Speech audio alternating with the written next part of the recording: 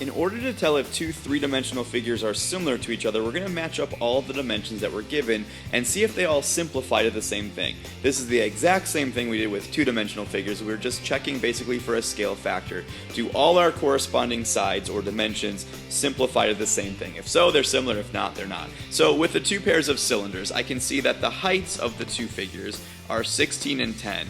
The fraction 16 over 10 simplifies to 8 over 5. So that's great, but that doesn't really tell me anything until I match up the other dimensions. I'm also given the radius of these two cylinders. 7 over 4 does not simplify, so I can see that I do not have the same ratio. Those two are not equal to each other, meaning these two figures are not similar to each other. All I'm looking for are the same ratio. If I have them, they're similar. If I don't have them, they're not.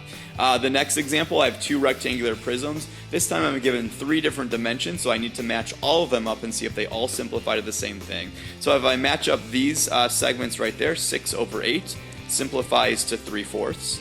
Again, that doesn't tell me anything in and of itself. I need to match up all the dimensions. So let's match up those dimensions right there, the, I guess, depth of these or whatever you want to call it.